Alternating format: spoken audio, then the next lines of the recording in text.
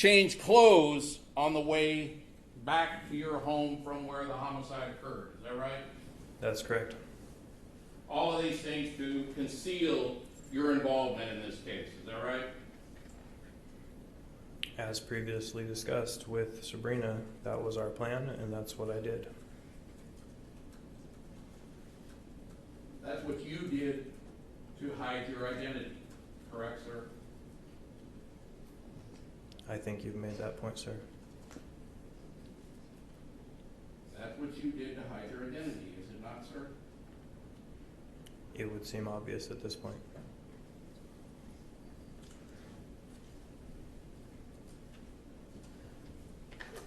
Now, with regards to the phone calls that you made, or between you and Sabrina, you claim now, 3 years later, that you were aware at the time the police were listening in on your phone calls. Is that right?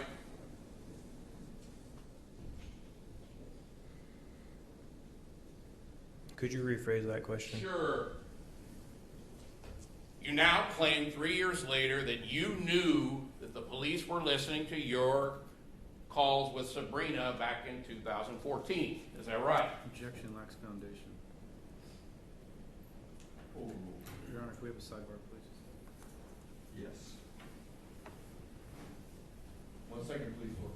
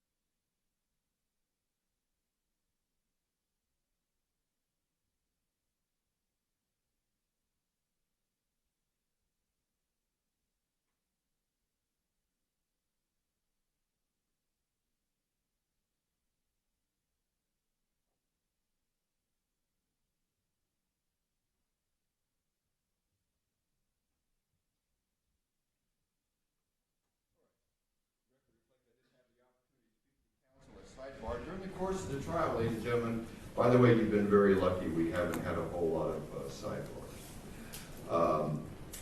Legal issues come up that we need to handle outside of your presence. It's much easier for us to step into my chambers, which is a fancy word for my office, you see. And we go back there and we work it out real quick, okay? So that's what we're doing back there. We're not practicing our Tetris or discussing the ball games. Okay, we're working. All right, Mr. Terry, please. Yes.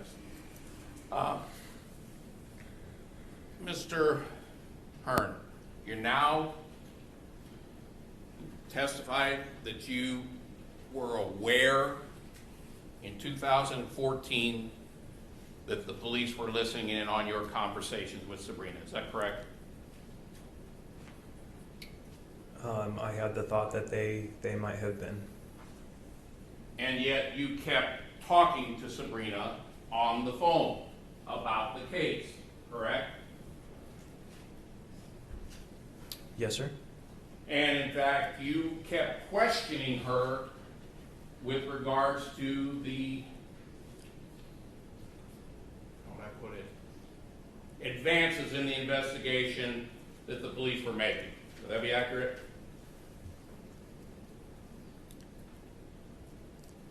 Objection misstates the testimony.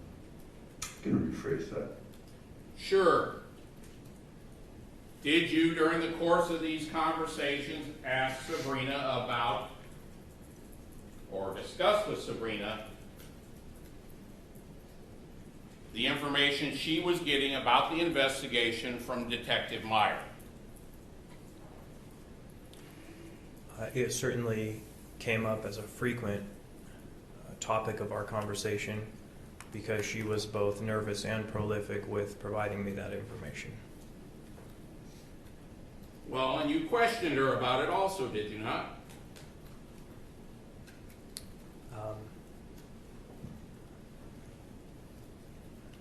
I'm sorry, but there was likely some questions posed, but I'm not thinking of any specifically. I mean, we all heard the wiretaps. Yes, we did, sir.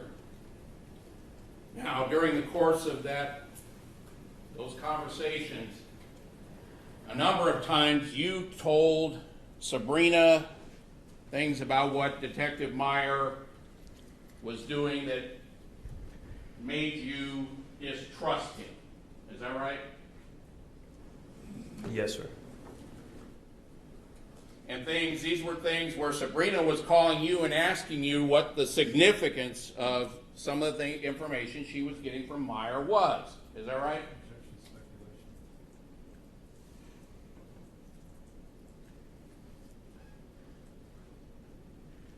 Overruled, you can answer.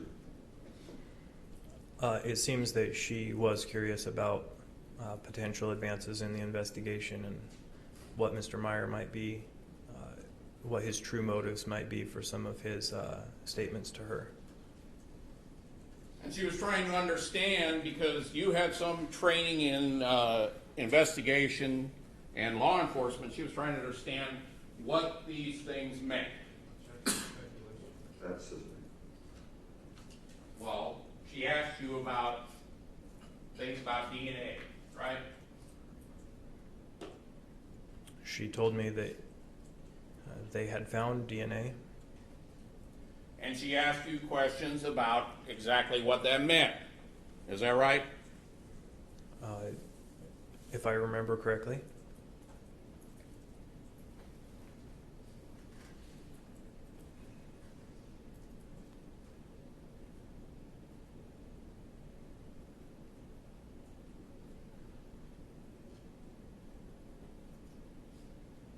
And during the course of those conversations that we've heard, you also were telling her what to say to Detective Meyer, were you not?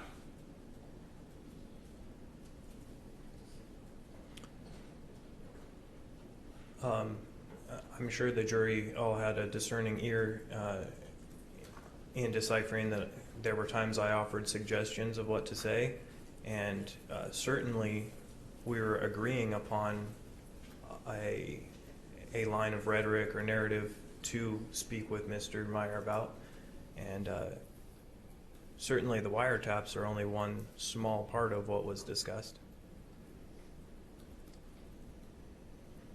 You told her what to tell Detective Meyer, correct, sir? No, sir, I offered suggestions.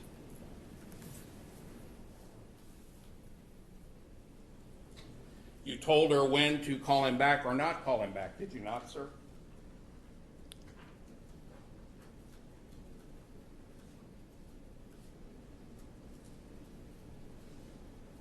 Your Honor, I'm going to object vague as to time. You understand the question, Mr.? I understand the question.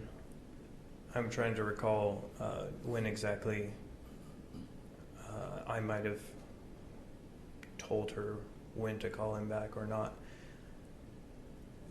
I don't have a direct recollection of my exact words. I certainly offered her suggestions, much like her suggestions to disguise my motorcycle or disguise my appearance when I shot her husband. So if you want to say told her to do it, I didn't force her to say anything to Mr. Meyer, much like she didn't force me to do make the bad choices I made.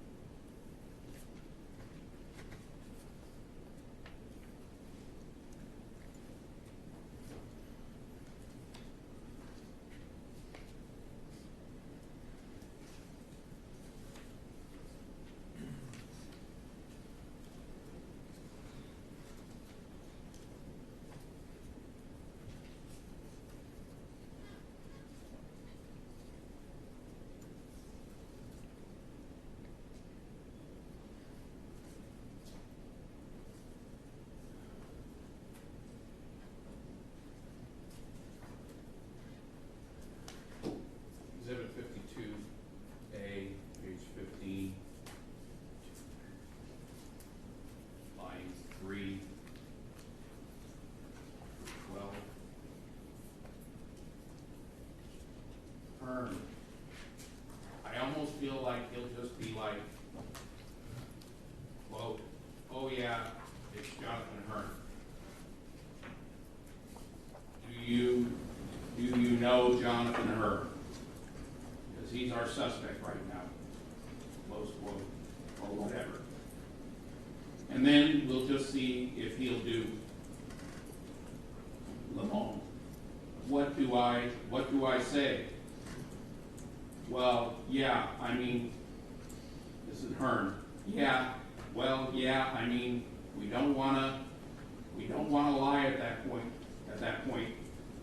I feel like he might be lying about details and stuff that would be, if this is the route they're going, I think it's kind of unavoidable. So he just wants to see if you will deny knowing me, because then he'll probably try to say, yeah, she, Jonathan did it, and she's just covering for him, so we're gonna get her for, something too. Isn't that something you said to Sabrina, and tell what to say and what to do with regards to dealing with Detective Meyer on November 18th of 2014, sir? Mr. Terry, thank you for refreshing my memory. It seems that would definitely be a strong suggestion.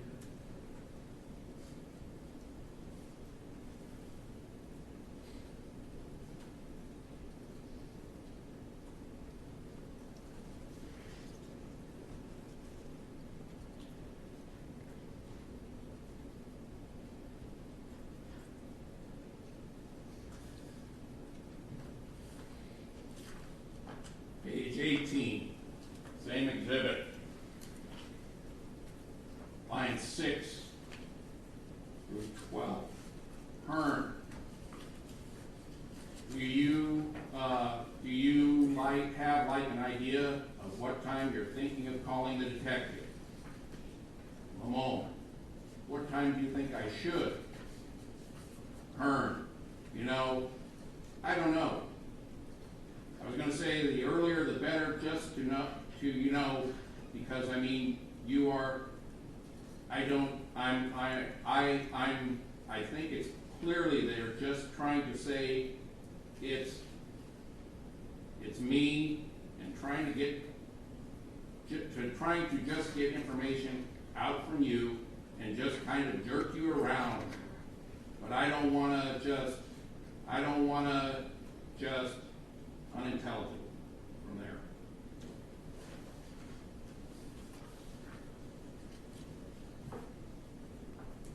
Were you again telling Sabrina what she should do with regards to calling Detective Meyer? The syntax makes it very difficult there because she asked me in context, what do you think I should do? So of course my response to that, though it was very fragmented and unintelligible, I guess could be conceived or construed to be telling her what to say to the detectives. But also it's a two-way conversation. It wasn't me perpetrating some narrative on her. Mr. Hearn, I know you want to go back to your script, but it's a yes or no question. Would you mind answering the question? Yes or no when it's asked? What's the objection, Mr. Hearn? Assistant. Isn't that what you said to Sabrina on November 18th of 2014, sir? It sounds to be.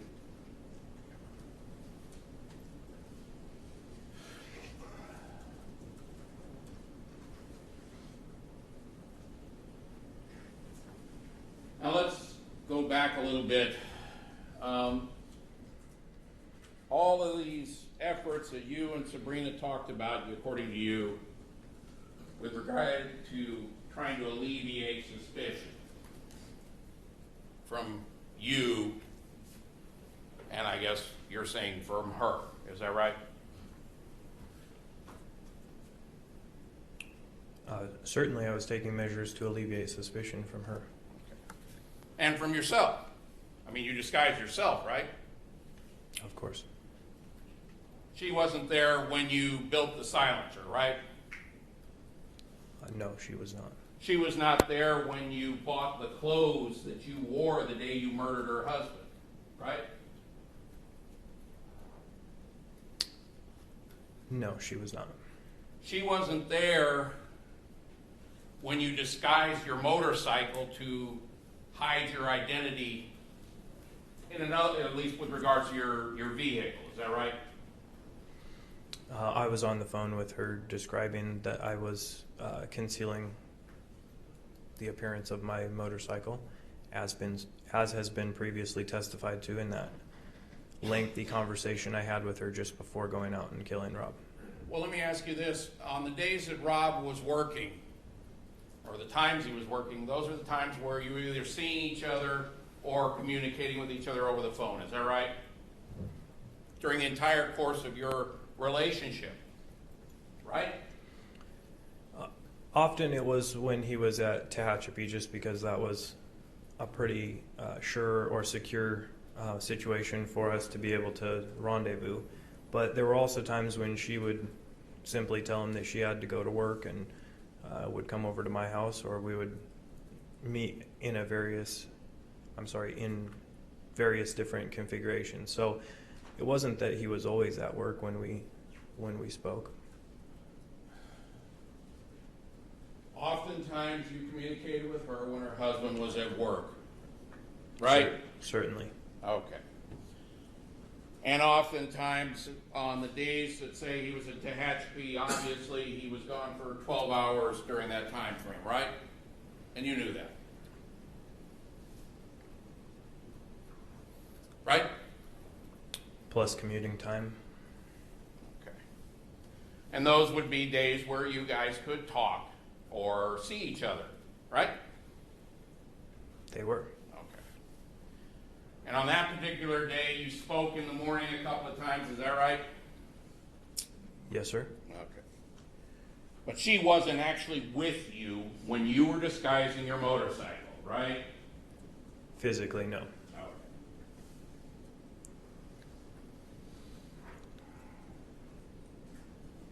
She wasn't there when you loaded your backpack up with a change of clothes, right? No, sir. And she wasn't with you when you went and shot her husband, right? Again, physically, of course not.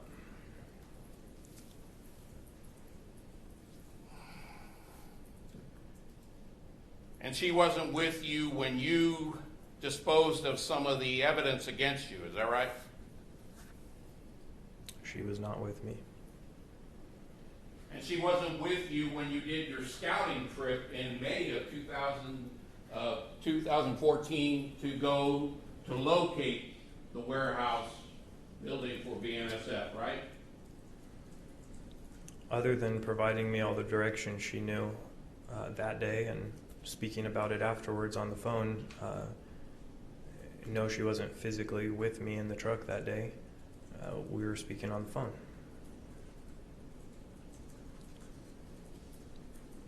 That was after you'd already gotten to Tehachapi, though, that you then called her from your phone. Is that right? No, sir. We were on the phone as I was coming down south, and then I let her know that I was going to be turning around and trying to see if I could identify the complex. And then once I had found it, we spoke again. And again, the only evidence of these purported conversations with Sabrina is your testimony, right? I'm not sure, sir. Well, did you record the conversations you had with Sabrina? I did not.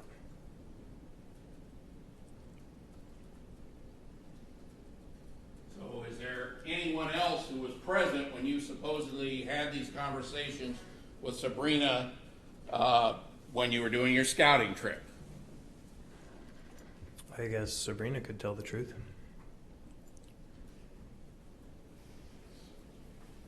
My question was, sir, was there anyone else with you when you did your scouting trip in May of 2014, sir?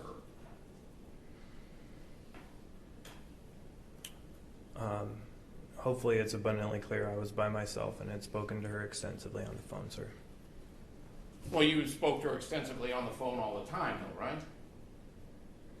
Frequently. Yeah. In other words, you and she would engage in long conversations on a regular basis. Isn't that true? Certainly.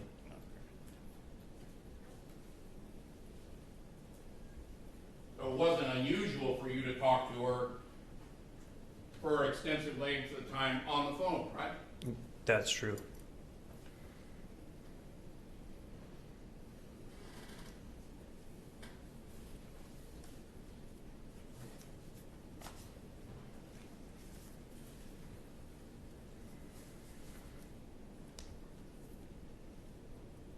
Now, the last phone call that Mr. Smith played from the November 18th, you were concerned because Sabrina was looking at the video again, right? From the gas station? She seemed concerned by that, yes, sir. Well, you were concerned too, were you not?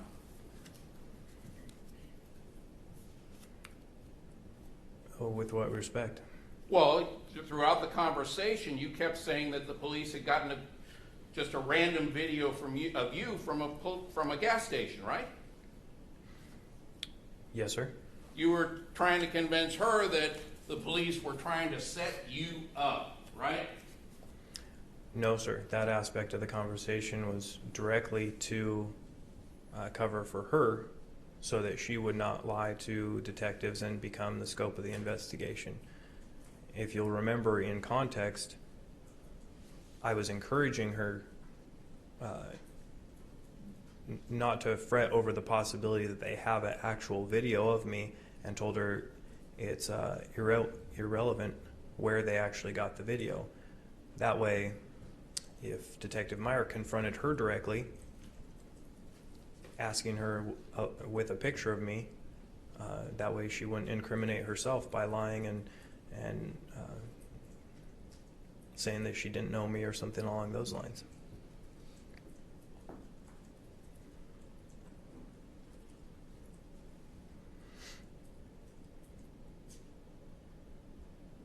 Didn't you tell her to tell the police that there was no way that you would have killed her husband? I offered that as certainly as a suggestion for her to tell Mr. Meyer. Yes, sir. Because a person like you wouldn't commit a murder, right? That was certainly an aspect of our alibi. You keep saying alibi, sir. Obviously, you don't understand what an alibi is. What alibi is you're at another location when something occurred, but that wasn't what you were presenting,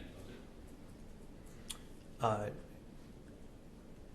Deviation from the truth, obviously, to portray ourselves, our situation, and our involvement as being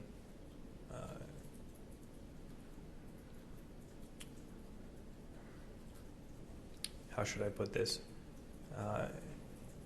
To portray to investigators that it was something we would not have done. Or you wouldn't have done, right? Or I wouldn't have done. Because when you were telling her that, you were telling her, I know Jonathan Hearn, and he would never have done something like this, right?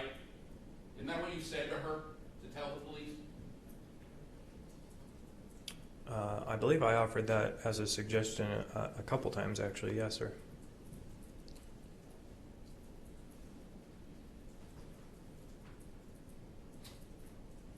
Now, I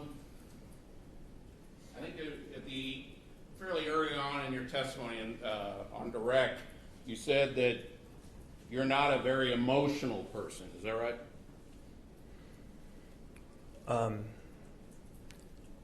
In my previous testimony, I was speaking about the time of December of 2013, and that in the time prior to that, I hadn't cried or showed much emotion in probably, well, quite some time. I wasn't speaking of myself currently or giving a characterization of myself only of that time period, sir. Okay, so what you're saying is you now are in touch with your emotions as a person. Is that right? No, sir, you just embellished on what I said. My question then is, sir, are you saying now that you are able to express your emotions better than you were in December of 2013?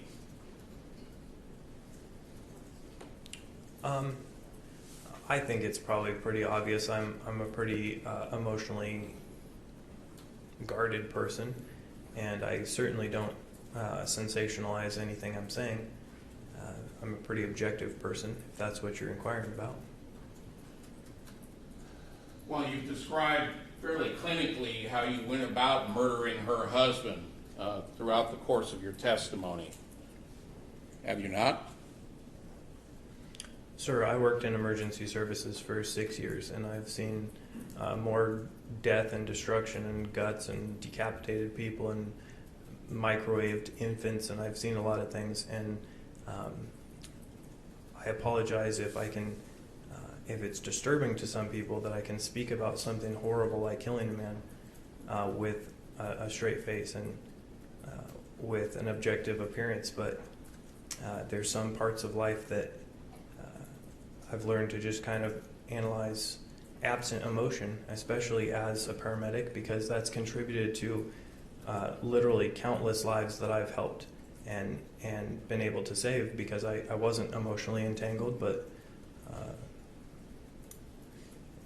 engaging my patients in a way to benefit them. So certainly I don't want to say I'm jaded or that I'll suffice it to say I'm emotionally guarded and fairly objective, sir.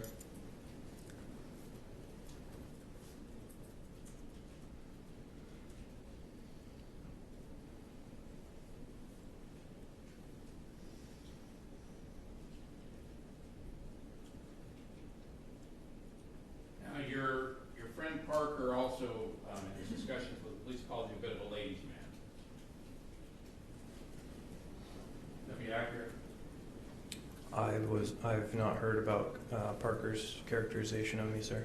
Well, would that be accurate, that you're a bit of a ladies' man? I would say there's a broad spectrum from playboy to something more conservative that maybe some women have been attracted to. I certainly have dated many women.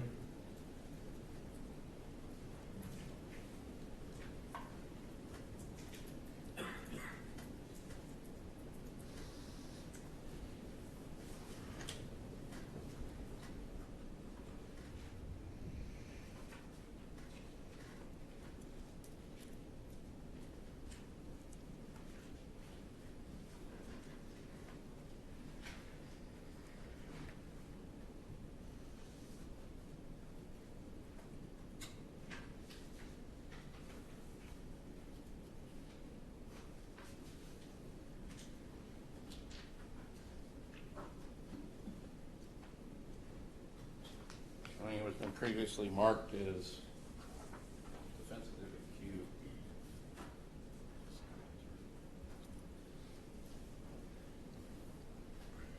Q, Mr. Turner? Yes, Your Honor. Quebec. Go ahead. Thank you, sir. That's the article entitled Silver Lakes that you wrote, is that right? It is, sir. Okay. And again, you referenced this woman Jen in the article. I know you said you changed the name, is that right? To protect her identity, yes, yes, sir. Okay. And at about the same time you were writing this article, you were also seeing a woman named Jen, right? Or Jennifer? No, sir. This was written in 2012. Correction. Probably late 2012 or early.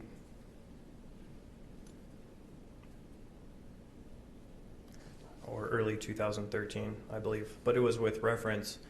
The account itself is with respect to a call that I went on in. This would have been 2010. Second page, I'll start at the bottom of the first page. You write in your article,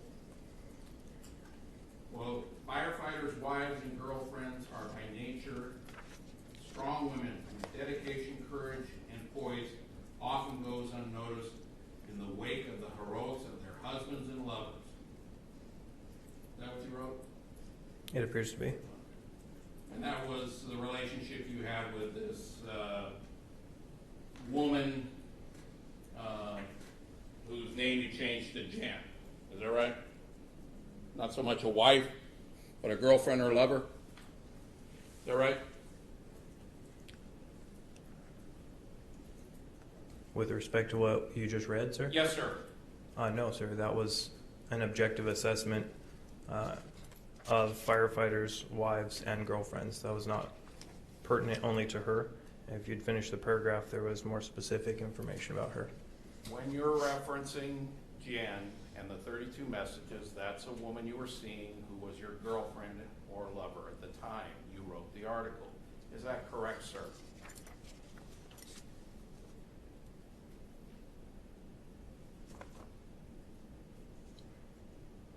I think it might be characterized best as just a girl who interpreted every pause in my communication as indefinite abandonment. No, not my girlfriend or necessarily my lover. So, if I understand you correctly, she felt like you were abandoning her, and that's why you wrote about this. All the time, she felt like you were abandoning her. Is that right? Did you not understand that? Is that what you're saying, sir? Are you asking me about what's written, or are you asking I'm me what I'm asking you saying? about what you wrote. Didn't you, you indicated that she's always worried, based on the 32 messages, that she's always worried about you abandoning her, is what you said. Is that right?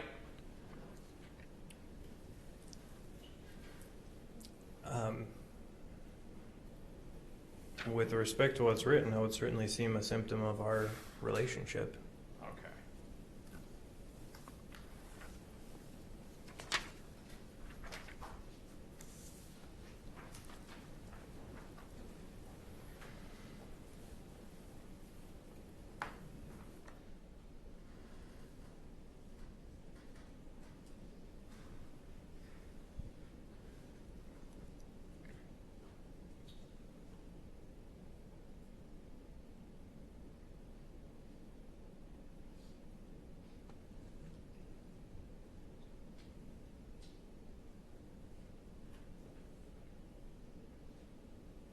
would agree that during the time that you were involved in the relationship with Sabrina, you were conflicted over your relationship because you were involved in an adulterous relationship. Would you not agree with that? I would certainly agree with that. Okay. And was part of that as a result of your upbringing and your faith?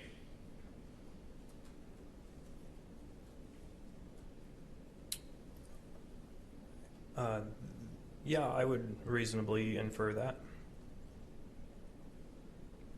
I know you reasonably infer it, sir. I'm asking if that was in fact the case. Well, I was conflicted, so there were many aspects of conflict. Some simply moral and ethical, some just the norms of society, some aspects of my faith. So certainly it was a part of it, I guess you could say. Well, didn't you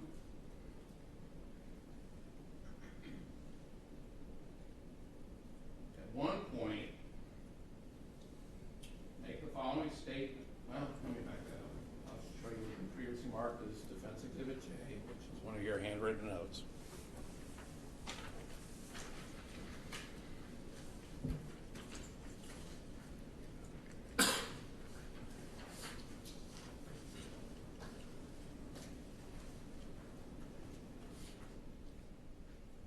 Bottom of the page. Didn't you write, I sinned, I confess.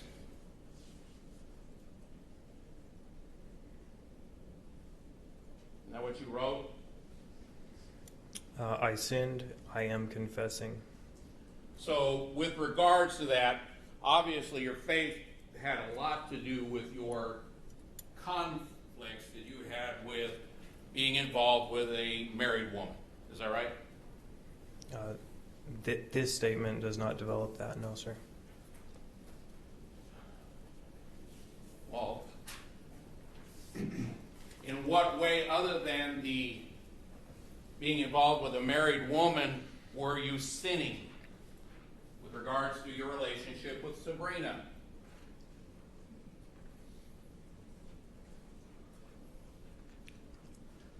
Could you repeat that question, sir? Sure. With regards to your relationship to Sabrina, in what other way were you sinning other than being involved with a married woman? That was pretty much it as far as Sabrina. So when you write that, and you say you're confessing your sins, and then you sin, it's in relationship to being involved with a married woman. Right? If my memory serves me correctly, I don't recall exactly the context of that note, but that would certainly be a great part of it. I'll ask you to read the entire note so that you understand the context of the note.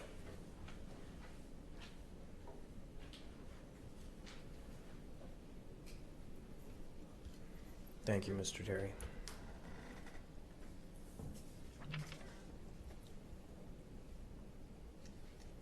Wasn't this a note you wrote after Rob Limon found out for the first time in March of 2013 that you were involved with Sabrina?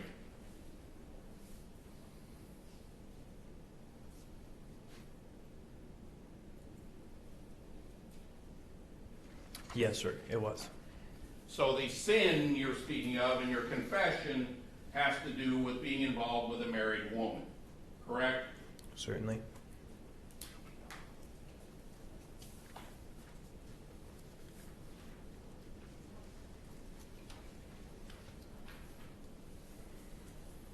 So obviously you felt very strong, how do I put it? Well, I shouldn't say strong feelings, but at least a very powerful response with regards to your conduct and being involved with Sabrina, who was a married woman.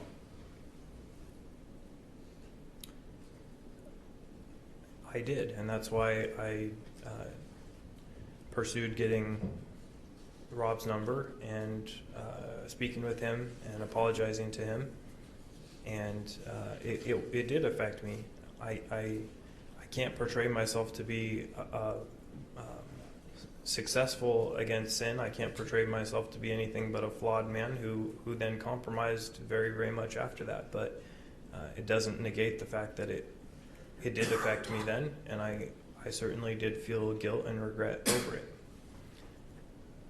And isn't it true that even a woman, according to your studies of the Bible, even a woman who's divorced from her husband is still committing adultery if she remarries to another man? I haven't studied divorce and remarriage in the Bible, sir. I'm sure you know this Bible much better than I do, sir. Are you familiar with Matthew chapter 5, verses 31 through 32?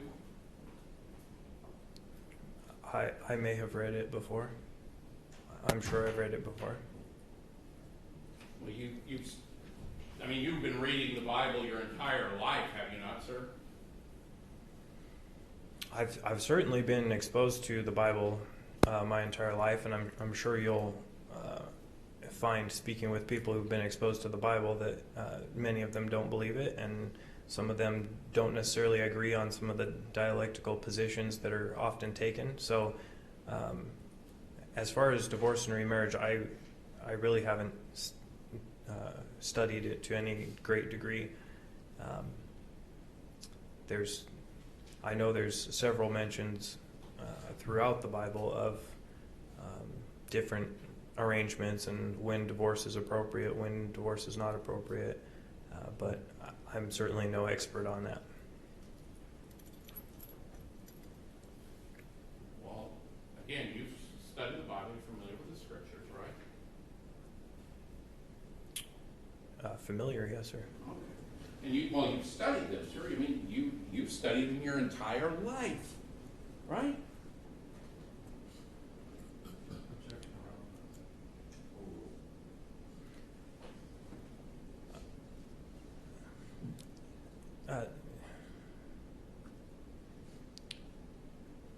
Mr. Cherry, the conflict I'm having in answering this question is, to me, study is something you're engaging in eagerly. So I certainly haven't studied the scriptures with that respect, or in that respect, my entire life. I've been exposed to them. I've been familiar with parts of them.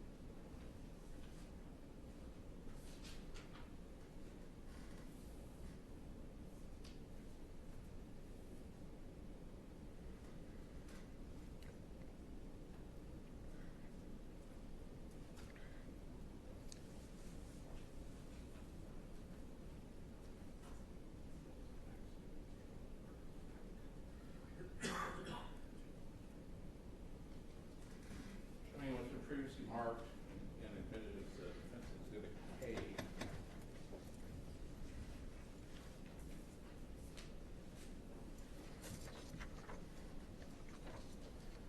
Aren't those a number of chapters within the Bible that you identified to talk to Sabrina about reading? I don't remember if I was going to speak with Sabrina about these or not, sir.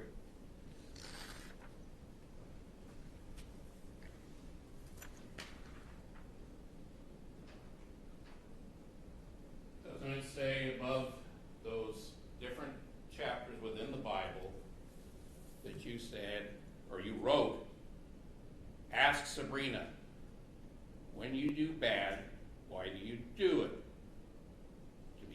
popular, to be liked / loved, to show rebellion, want to know more, sorry my eyes, than you should, ? Were those passages in regards to those questions you were going to ask Sabrina? You'll notice two delineating lines between the passages and those questions, and those were not directly related to those questions. So the 2 lines means you weren't going to ask Sabrina or address those portions of the Bible to Sabrina. Is that what you're saying? No, sir, just that they were not directly related to those questions you just mentioned. What you're saying is never during your discussions with Sabrina did you ever talk about the fact that if a man and woman are divorced and she remarries, that the man she's marrying, the second husband, and is committing adultery with his wife? I don't believe we ever had that conversation. Never occurred. Is that right? Not that I recall.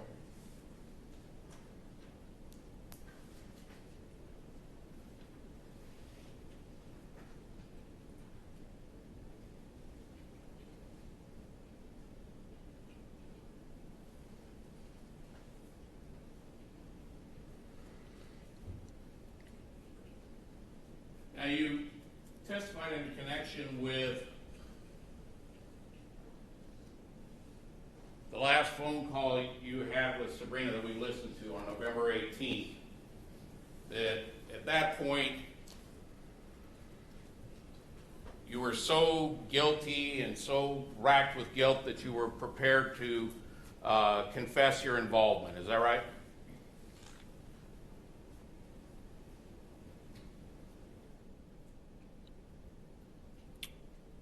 You're saying I told Sabrina that? No, I'm saying that's what you testified to in connection with that last phone call, when Mr. Smith asked you some follow-up questions. That you were so conflicted and so guilty or overcome with your guilt that you were prepared or you were ready to confess your involvement in killing Rob Limon. Is that right? No, sir.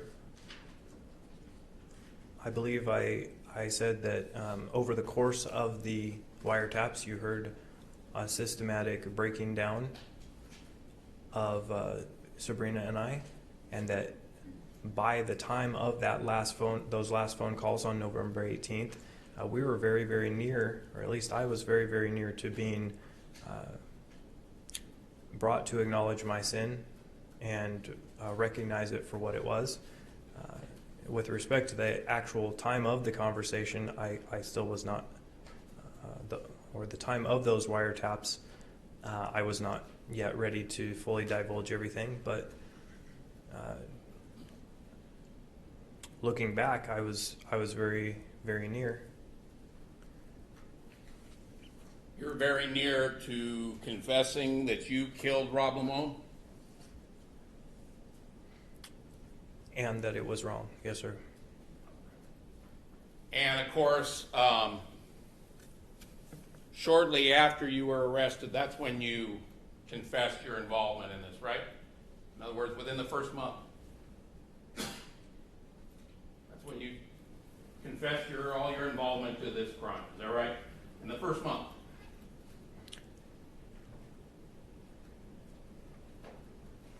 There's aspects of your answer. Yes, first of all, yes. There's aspects of your answer that are delving into privileged conversations I've had, though. Okay. Well, let me ask you this. Did you ever come forward and talk to Detective Meyer in that first month and tell him that you had done this? I did not speak with Detective Meyer in the first month. How about the second month? As with the following months. Well, following months, in other words, it took you 2.5 years almost before you confessed your involvement to Detective Meyer. Is that right?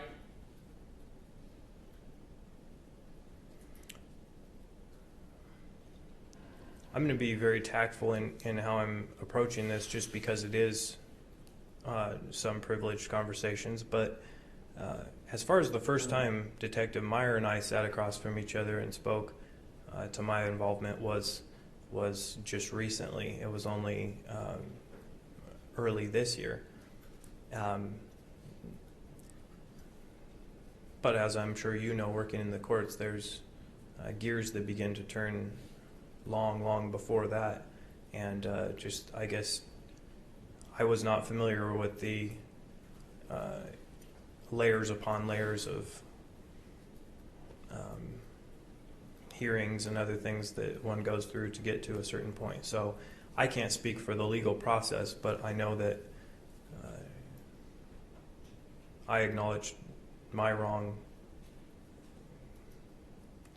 within days of being arrested. Not to Detective Meyer, though, right? As I said. My question, which you didn't answer, was prior to January of 2017, did you tell Detective Meyer about your involvement in this crime, sir? Me personally tell him? No. Okay. And even when you did tell him about your involvement in this crime, you knew that it could not, any statements you made to him could never be used against you if the case were to go to trial, right?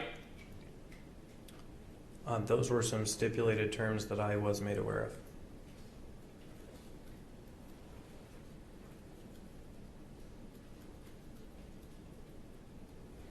And by the time that you had spoken to Detective Meyer with regards to this case, without getting into any privileged communications between you and your lawyer, I'm sure that he had gone over all the evidence against you with you, right?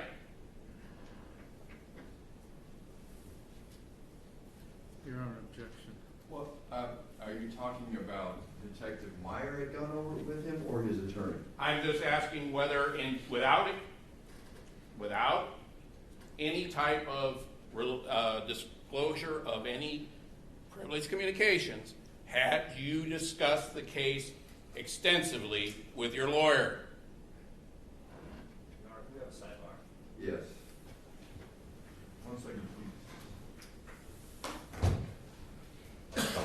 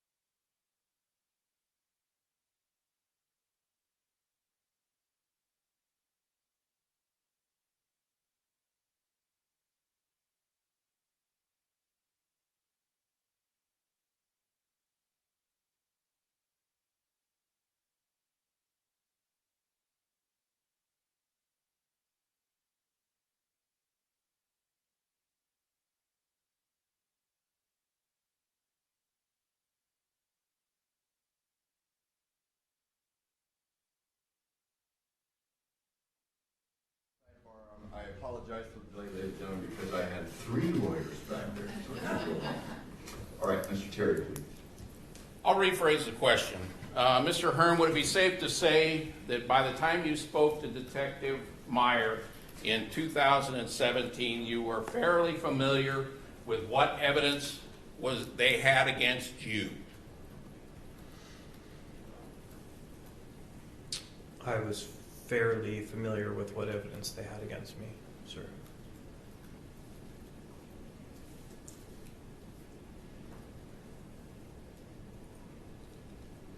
And that was from the time that you were arrested in November of 2014 until January of 2017, before you spoke to Detective Meyer about your involvement in this case. Yes, sir.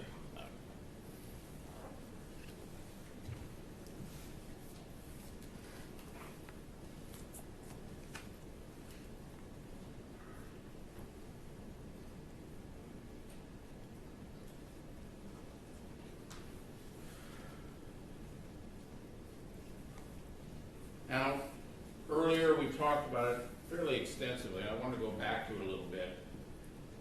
You said at the end of 2013 and into 2014, when you purportedly had made the decision to kill Rob Limon, that there was I think you put it, the relationship between Sabrina and Rob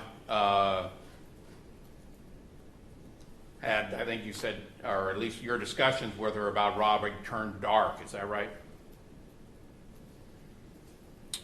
That was speaking specifically to, like, killing him, plans to kill him, yes.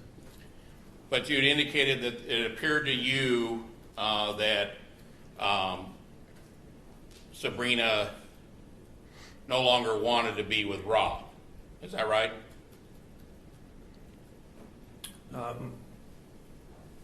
She certainly made that clear to me. And you said that whenever you spoke about her relationship with Rob, the conversation was dark. Is that right? I don't believe I said whenever we spoke about Rob, the conversation was dark, but we were planning to kill her husband, and so there was many aspects of our conversation that delved into our justifications for that, and specifically all the reasons she was presenting that it would be ultimately what was best. So the many reasons I've given are reasons that she informed me of. I think I spoke to those previously when Mr. Smith asked me.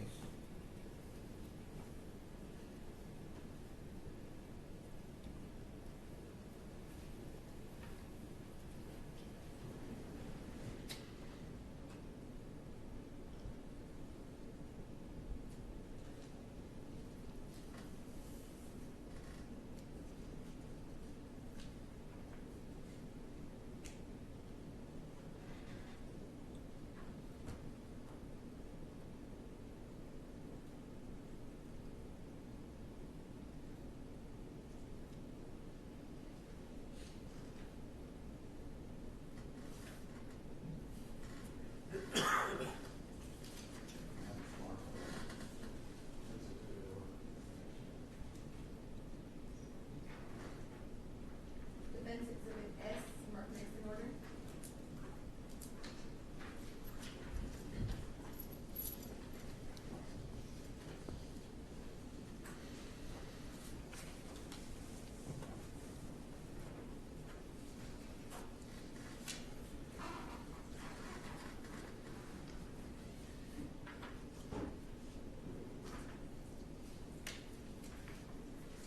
Defense Exhibit next in order, S as in Sierra. Let me approach. Please. Mr. Hearn, I ask you to examine Defense Exhibit S.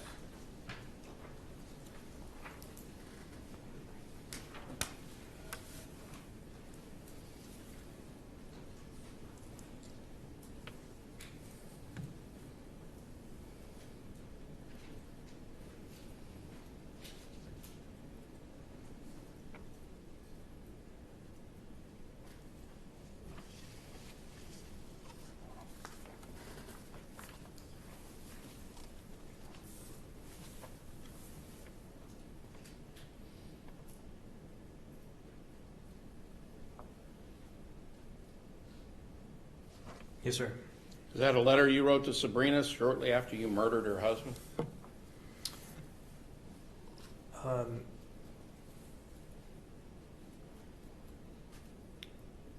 I guess it could be characterized as that. Well, is it a letter you wrote to Sabrina after you killed her husband? Though it's addressed to her, given its context, it's specifically written as a piece of exculpatory evidence, I guess you could say. Sir, did you write this letter after you killed her husband? I did. Okay. You wrote this to Sabrina and you sent it to her right after you murdered her husband. Would that be accurate, sir?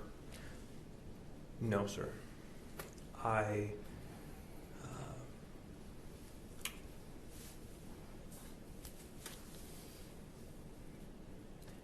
Sabrina arranged a day that I could meet her family.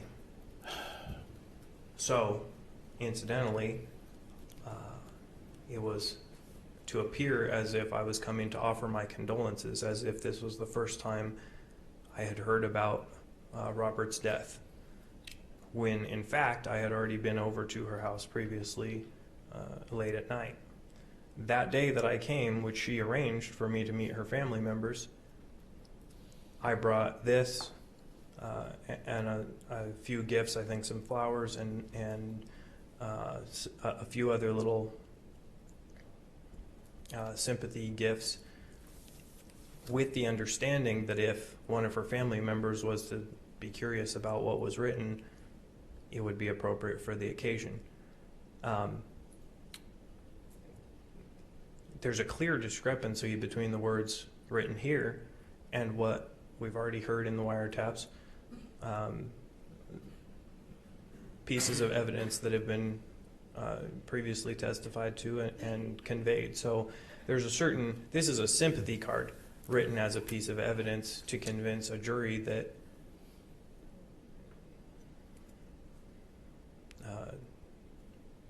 we didn't plan the killing of her husband, when in fact we did plan the killing of her husband, and now we were, as previously planned, going about bringing our families together and getting to know each other, and this was just incidentally part of that.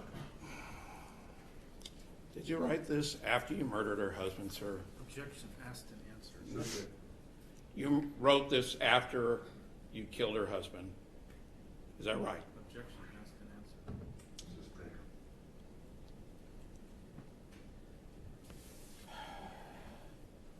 Did you write the following? If I have ever seen unconditional love, it is what I watched in your eyes for Robert. Isn't that what you wrote, sir?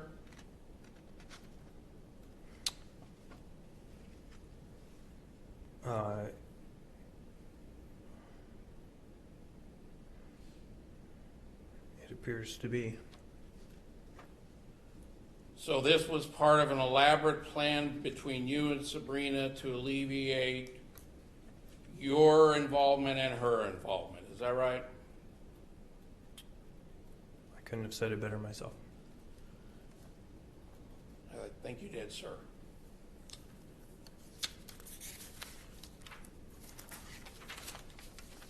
So this was all a part of your master plan? Sir, let me finish my question. I apologize. I know you want to say our plan, but this was part of the master plan to alleviate suspicion from you and Sabrina?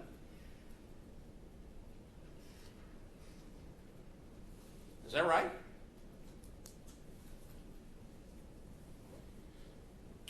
Yes. Now, by the time you gave this note to Sabrina, had you already written your apology letter to Jason Bernatine and his wife Kelly?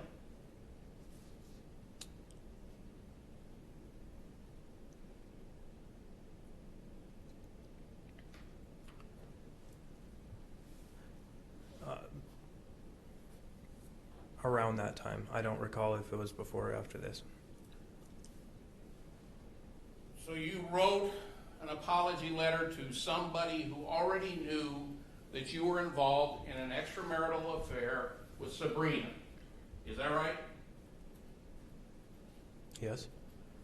Which immediately brought suspicion upon you, right?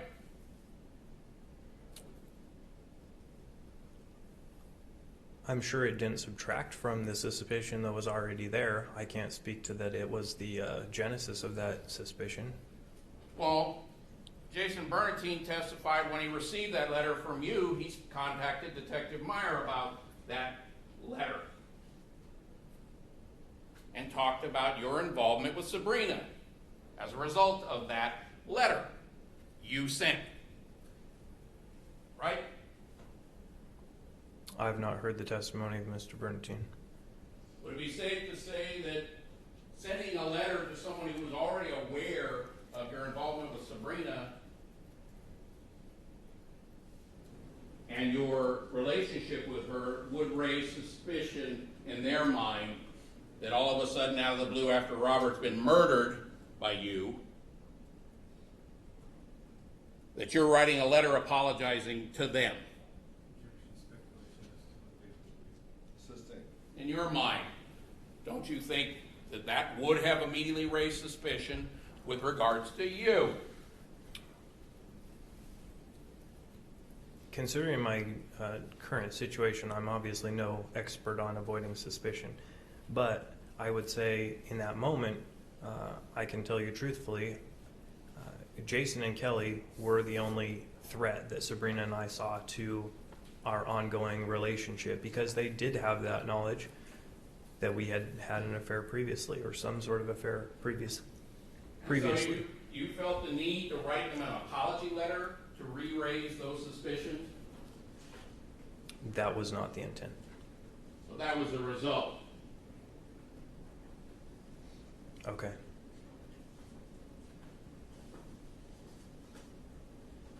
This time I move Defense Exhibit S.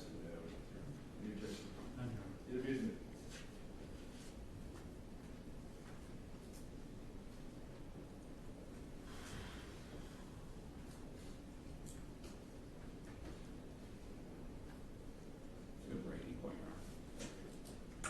Everybody back at 10:45. Remember, former express any opinion or discuss the case. See y'all back at 10:45.